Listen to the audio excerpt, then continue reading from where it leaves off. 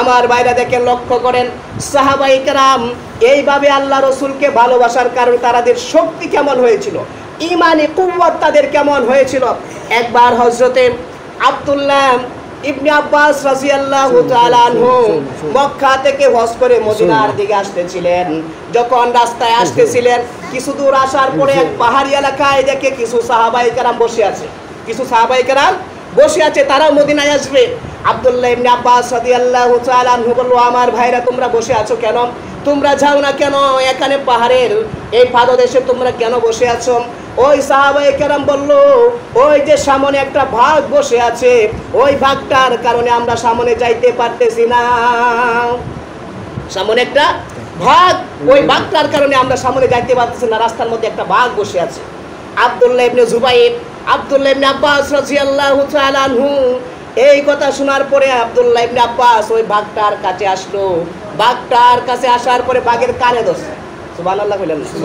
আব্দুল্লাহ ইবনে আব্বাস বাঘের কানে ধরলো, কানে ধরে বলল, আমরা হলাম মুহাম্মদ সাল্লাল্লাহু আলাইহি সাল্লামের সাহাবী, আমরা এই রাস্তা দিয়ে যাব, খবরদার তুমি আক্রমণ করবা না। এই কথা বলে সাথীদেরকে বলল, যাও তোমরা যাও। সমস্ত সাথীগুলো চলে গেল। আব্দুল্লাহ ইবনে আব্বাস বাঘের কান ধরে রাখলো। সবাই চলে যাওয়ার পরে আব্দুল্লাহ ইবনে আব্বাস কান বাঘের চাললো, বাঘ কিছুই করলো না। তাহলে রসুলকে ভালোবেসে তারা কি মানে কুওয়াত অর্জন করেছিল। জঙ্গলের ভাগেরা, হিংস্র প্রাণীরা পর্যন্ত তাদের কথা শুনতো। এই যেরকম ভাবে আমার ভাইরা আরেকজন সাহাবী হযরত হুযায়ফা রাদিয়াল্লাহু তাআলা আনহু যখন আপনার ইয়ামেনের যে বাদশা তার কাছে যখন গিয়েছিল, তখন তাদেরকে যখন বাদশা আপ্যায়নের ব্যবস্থা করলো, আপ্যায়নের ব্যবস্থা করার পরে সুন্নত হলো খাবার পড়ে গেলে তুলে খাওয়া, উঠায় খাওয়া, এই জন্য দস্তরখানা সুন্নত।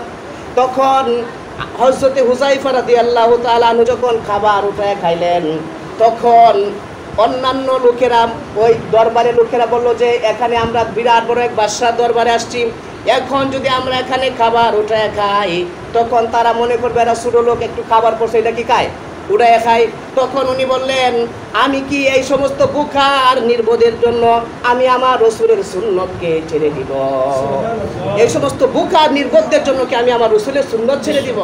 চিন্তা করেন তাহলে রসুলের সুন্নতের কত দাম, রসুলের সুন্নতের কত দাম, রসুলের ইত্তেবার কত দাম। এই জন্য আমার ভাইরা, রসুলের সুন্নতের ইত্তেবা যদি আমরা না করি, তাহলে আল্লাহকেও ভালোবাসা যাবে না। আল্লাহর ভালোবাসা পাওয়ার জন্য আয়াতের তর্জমা কি করেছিলাম, কুল ইন কুনতুম তুহিব্বুনাল্লাহ ফাত্তাবিউনি। আল্লাহ বলেন, হাবিব যদি আমার ভালোবাসা তারা পেতে চায় দুনিয়ার মানুষ, তাহলে আপনি বলেন ফাত্তাবিউনি, তারা যেন আপনার অনুসরণ করে। কার অনুসরণ? বলেন আল্লাহর হাবিবের অনুসরণ আমাদেরকে করতে হবে। তাহলে আমরা আল্লাহর ভালোবাসা পাবো, তাহলে আল্লাহ আমাদেরকে ভালোবাসবেন, আল্লাহ আমাদেরকে মুমিন হিসাবে সার্টিফিকেট দিবেন। এবং রসুল বলেন, কানা মাই ফিল জান্নাহ, যে ব্যক্তি আমি রসুলকে ভালোবাসবে, ওই ব্যক্তি আমি রসুলের সাথে জান্নাতে থাকবো। এখন রসুলের সাথে জান্নাতে থাকতে চাই কি চাই না? বলেন কারা কারা চাই? দুই হাত উঁচু করে আল্লাহকে দেখবেন, হাত তুলে না কেটা?